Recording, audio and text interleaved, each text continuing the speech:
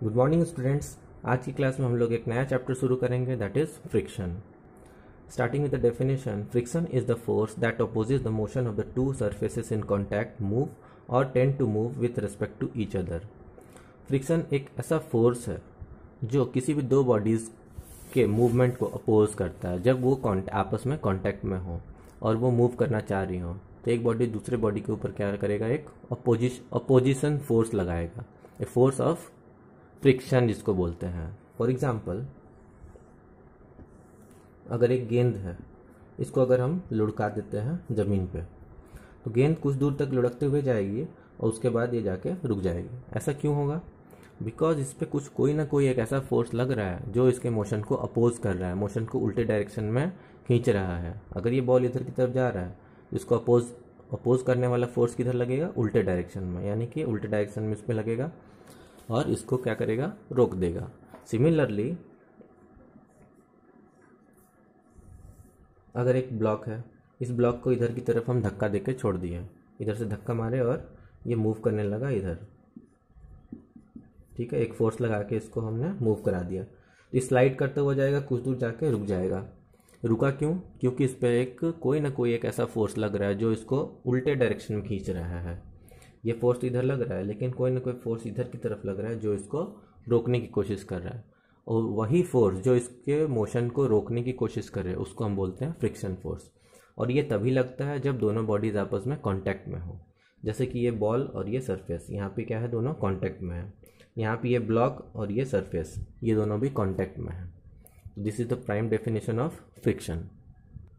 Next हम लोग पढ़ेंगे कि फ्रिक्शन का कॉज क्या है, फ्रिक्शन लगता क्यों है। The first main cause of the friction is irregularities of the surface.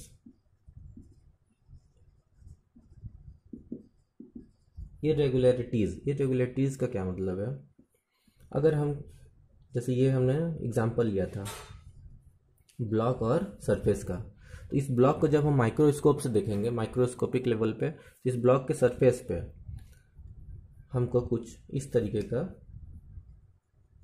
Figure दिखेगा, इसके सरफेस पे कुछ इस तरीके का फिगर दिखेगा। यानी कि ये नीचे का जो सरफेस है वो पूरा का पूरा क्या होगा? प्लेन नहीं होगा, इसमें कुछ इरेगुलरिटीज होंगी। इरेगुलरिटीज मतलब ये सरफेस में कुछ कुछ इस तरीके से बना होगा। ये रेगुलर सरफेस नहीं है, this is irregular surface. Same उसी तरीके से अगर हम ग्राउंड का सरफेस को भी देखें तो ग्राउंड का सरफेस भी बिल्कुल प्लेन नहीं होगा, वो उसमें भी इस तरीके से कुछ कुछ इरेगुलरिटीज होंगी। अब जब ये इसका इरेगुलरिटी और इसके इरेगुलरिटी में दोनों में क्या होगा? आपस में जब कांटेक्ट होगा तो ये क्या होगा? इसमें इंटरलॉक हो जाएगा। These irregularities interlock each other. अब जब इसका इरेगुलरिटी इसके अंदर जाके बैठ गया, दोनों जो है एक दूसरे में जाके लॉक हो गए। इस लॉक होने की वजह से ये इसको क्या करता है? मूव नहीं होने देता है, इसके ऊपर स्लाइड नहीं होने देता है। और वही स्लाइड ना होने देना ही फ्रिक्शनल फोर्स को प्रोड्यूस करता है, जिसको हम लोग बोलते हैं फ्रिक्शनल फोर्स। अगर ये जाके इसमें लॉक हो गया, अब यहाँ पे हम जब फोर्स लगाएंगे, इसको हम खींचेंगे इधर से, तो क्या ये मूव होगा इसके ऊपर? नहीं होगा। क्यों? क्योंकि इसके जो सारी इरेगुलरिटीज है और सरफेस की इरेगुलरिटीज दोनों जाके एक दूसरे में लॉक हो चुके हैं, तो ये मूव नहीं होने देगा। हाँ, कब तक ये मूव नहीं होने देगा? जब तक कि हमारा लगाया हुआ फोर्स सफिशिएंट एनफ ना हो कि इन इरेगुलरिटीज को तोड़ दे। अब देखिए, यहाँ पे जब हम कुछ अमाउंट ऑफ फोर्स लगा रहे हैं तो तब तक, जब तक कि ये इरेगुलरिटीज आपस में लॉक्ड कंडीशन में, तब तक तो ये मूव नहीं करेगा। लेकिन जैसे ही हम ज़्यादा अमाउंट ऑफ फोर्स लगाएंगे और कस के खींचेंगे तो ये क्या होगा? छोटे छोटे जो इरेगुलरिटीज है टूट जाएगा। जब ये टूट जाएगा तो ये इसके ऊपर क्या होगा? स्लाइड करने लगेगा। तो ये समझ में आया कि फ्रिक्शन का कॉज क्या है। फ्रिक्शन का कॉज है irregularities of the surface which are in contact with each other. Irregularities of the surface which are in contact with each other. तो irregularities जो है वही प्राइम कॉज है फ्रिक्शन जनरेशन का। Next topic is effects of friction. कौन कौन से effects है फ्रिक्शन के? फ्रिक्शन जो है, पहला इफेक्ट है इट अपोजेस द मोशन। जैसा कि हम लोगों ने देखा कि किसी भी मूविंग ऑब्जेक्ट को ये क्या करता है? रोक देता है। जैसे ये बॉल है, बॉल अगर मूव कर रहा था तो इसको ये रोक देगा, ठीक है। तो पहला इफेक्ट क्या है, ये मोशन को अपोज करता है। Second effect is it results in wear and tear of the surface. अब किसी भी दो चीज़ों के बीच में अगर फ्रिक्शन क्रिएट हो रहा है, फ्रिक्शन प्रोड्यूस हो रहा है, यानी दो चीज़ें आपस में स्लाइड कर रही हैं, सपोज ये एक ब्लॉक है और एक ये दूसरा ब्लॉक है, इन दोनों के बीच में क्या हो रहा है,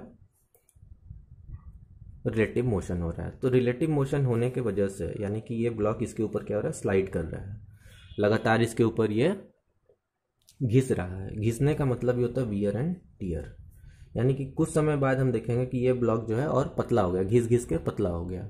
फॉर एग्जांपल आपने देखा होगा कि अगर एक कोई ईंट ले लो, ईंट को लेके अगर ज़मीन पे रगड़ते रहो, कुछ देर बाद वो ईंट जो है पतला हो जाएगा। ऐसा क्यों होता है, क्योंकि उसमें हो गया wear and tear. Wear and tear, अगर दो सरफेस आपस में लगातार रिलेटिव मोशन में है, यानी कि स्लाइड कर रहे हैं एक दूसरे के ऊपर, तो वो फ्रिक्शन के वजह से उनमें वियर एंड टियर होना ही है, यानी कि दोनों सरफेसेस का जो है, दोनों बॉडीज़ का जो सरफेस है वो घिसता जाएगा घिसता जाएगा। तो this is the second effect of friction. Third effect of friction is it produces heat. अब जब ये दोनों बॉडीज़ के बीच में लगातार रिलेटिव मोशन होगा, यानी कि दोनों बॉडी आपस में रगड़ते रहेंगे, तो कुछ समय बाद उसमें हीट जनरेशन होने लगेगा।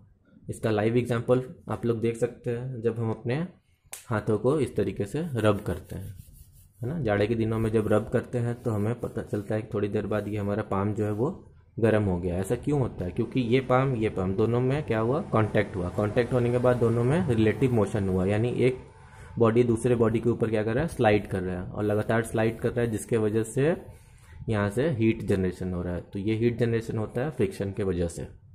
तो these are 3 effects of friction and are very important. तो आज के क्लास में इतना ही, नेक्स्ट हम लोग अगली क्लास में पढ़ेंगे।